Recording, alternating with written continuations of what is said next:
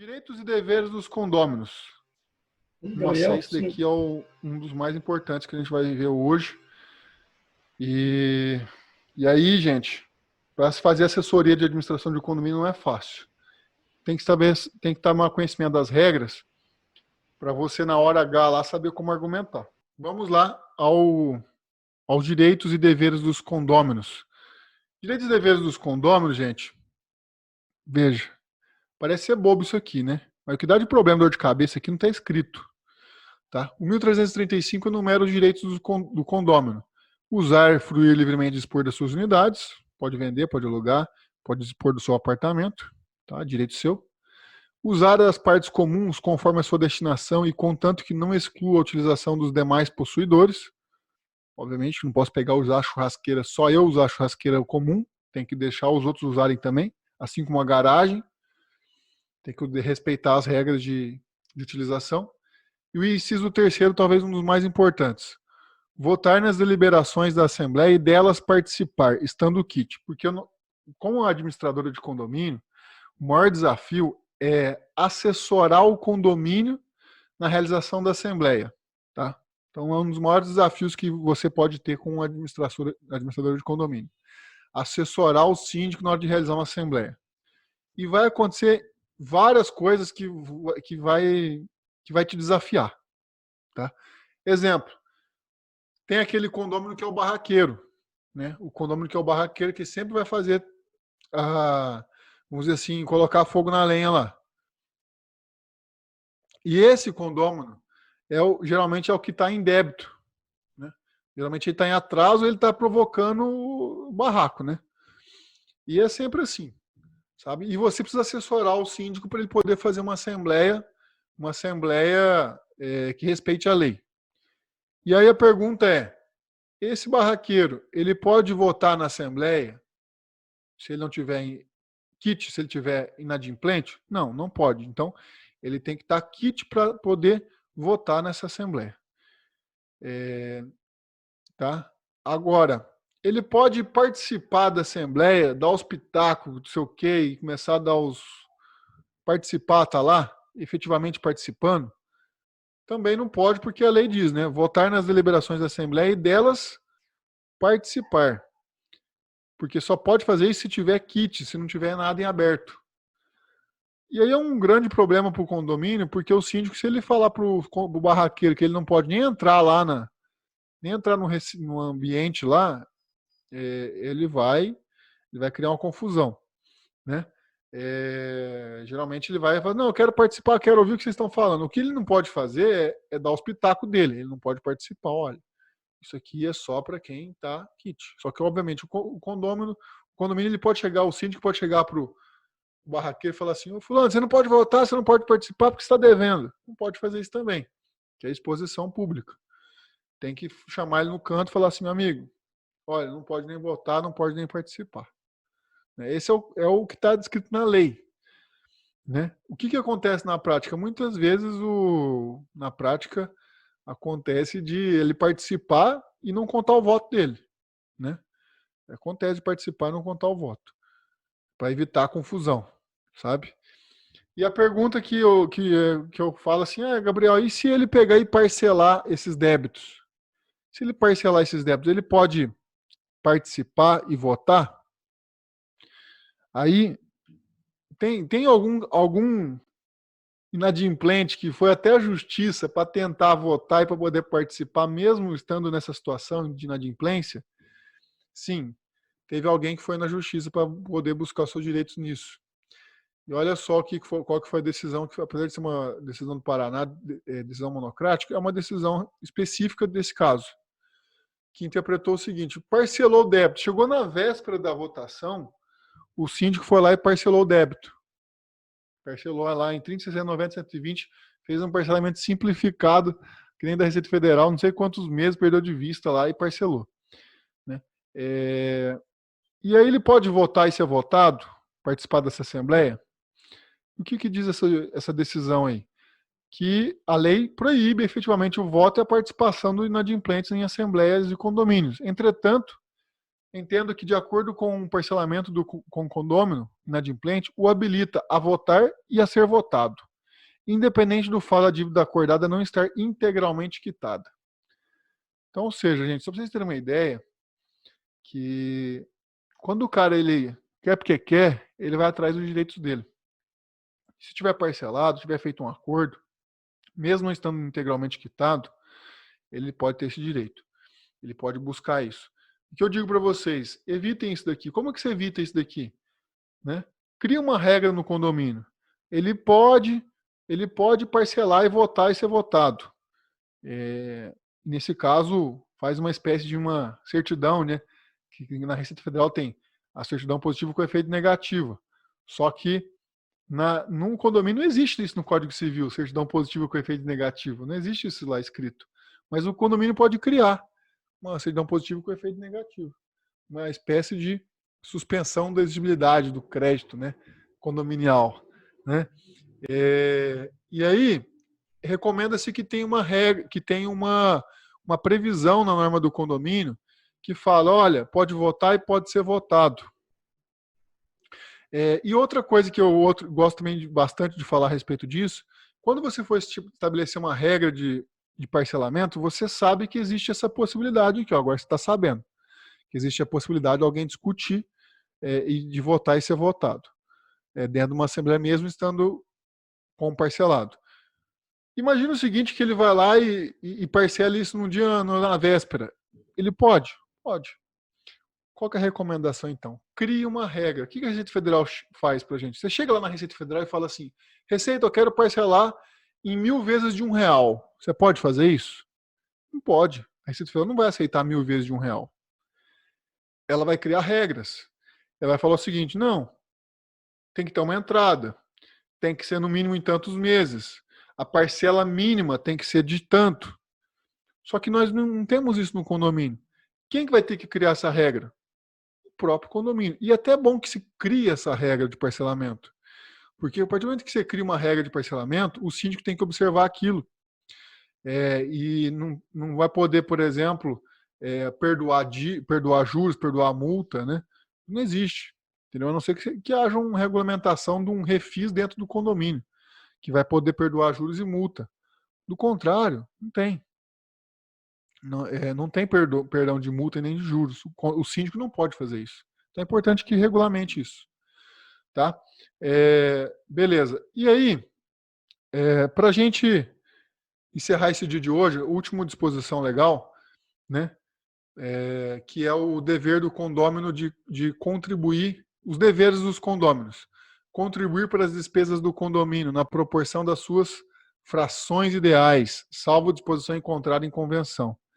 Então, lembrando, a regra geral, naquela planilha que eu passei para vocês, o dever de cada condômino, a regra geral, isso aqui você tem que anotar, você tem que fazer uma estrela, você tem que fazer sei lá, um coraçãozinho, qualquer coisa que você tem que para destacar isso aqui, entendeu? Por quê? Ele vai contribuir para as despesas na proporção das suas frações ideais. Essa é a regra geral. Ele vai pagar com base nas frações ideais, salvo a disposição encontrada na convenção. Gabriel, meu condomínio está dividindo por unidade durante os últimos 5 anos. Fez errado. Fez errado por quê? Porque na convenção não diz nada, a convenção não fala nada. Se a convenção não fala que vai ser por unidade, dividir por forma ordinária, como é que deve ser feito o rateio? Na proporção das frações ideais. Aí nós vimos lá naquela planilha que as frações ideais eu tenho que colocar tudo numa planilha lá e ver qual que é o percentual de cada um, e cada um paga a sua parte. Certo? E o que mais tem erro, é o que mais dá errado aqui, gente, é o que mais tem problema. Eu desafio todos vocês a verificar as convenções de todos os condomínios clientes de vocês e verificar se isso tá, se o rateio que vocês fazem lá, se todos os rateios que vocês fazem tem previsão na convenção.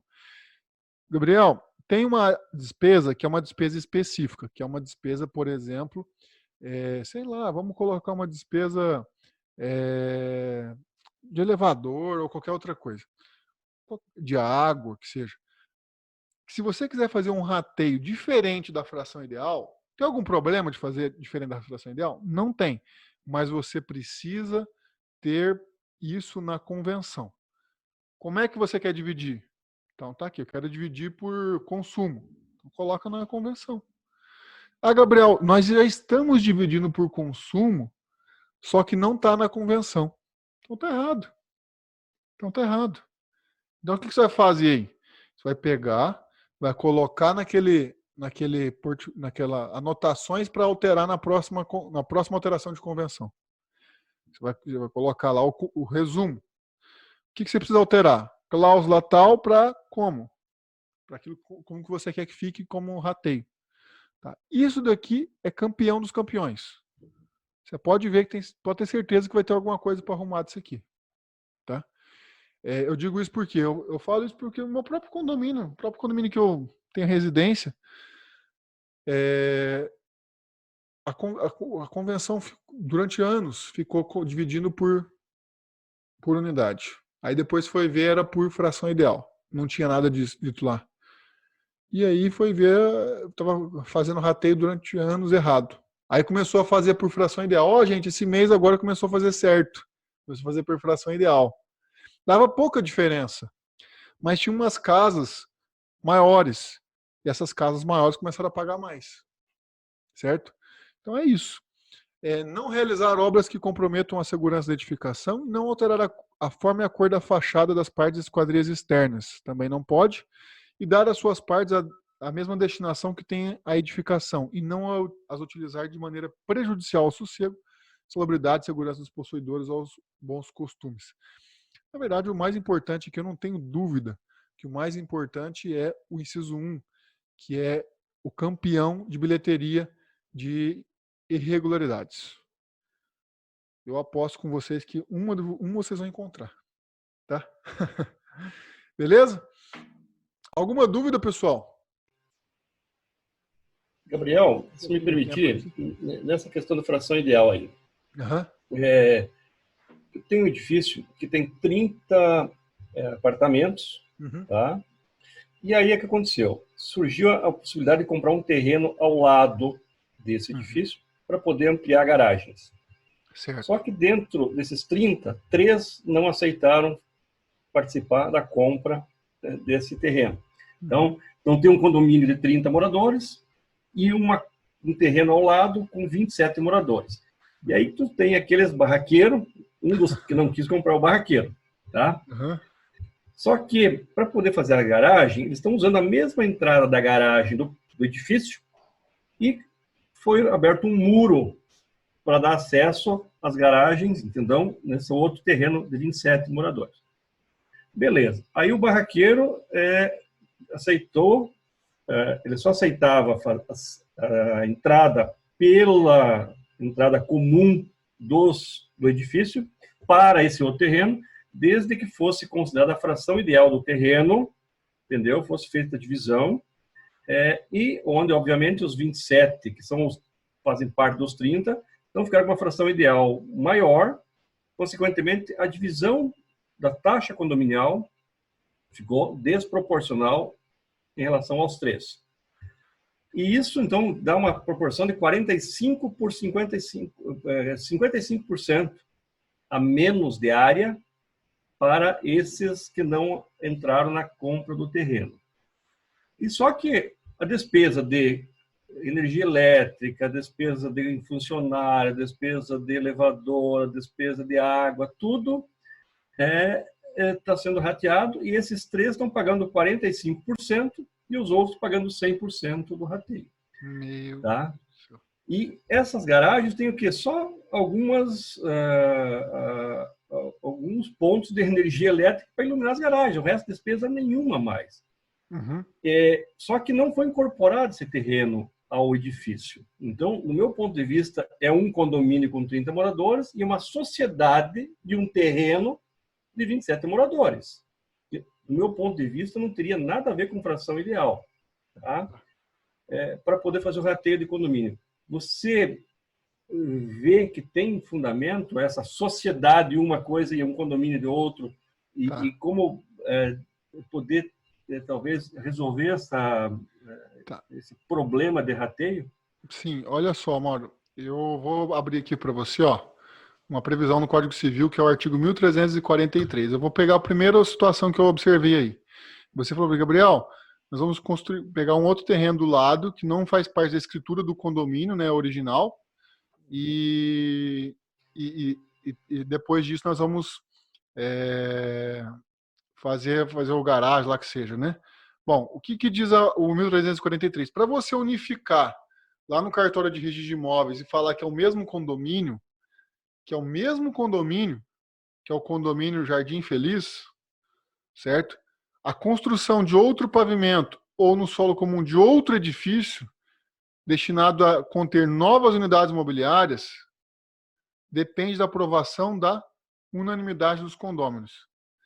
Então, ou seja, Mauro, acredito que essa situação não tenha sido resolvida para entrar na convenção do condomínio original, certo? Não deve ter sido resolvido dessa forma.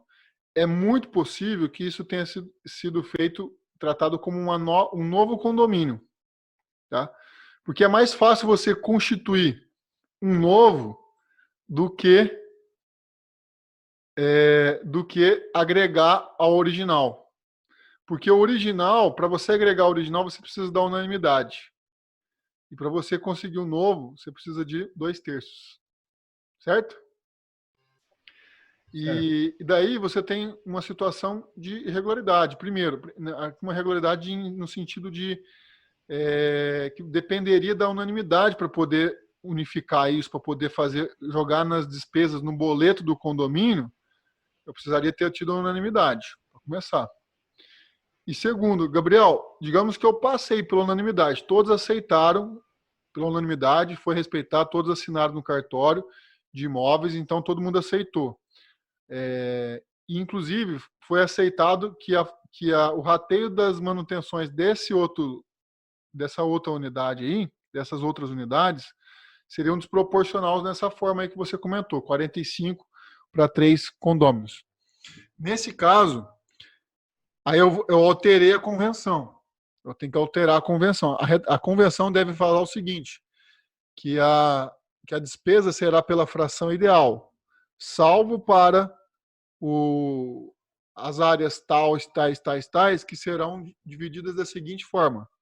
Aí você colocaria lá 45% para 3 e o restante entre os demais. Sabe? Então, o caminho que você teria que percorrer para poder regularizar isso, para poder deixar em consonância com o Código Civil, seria esse.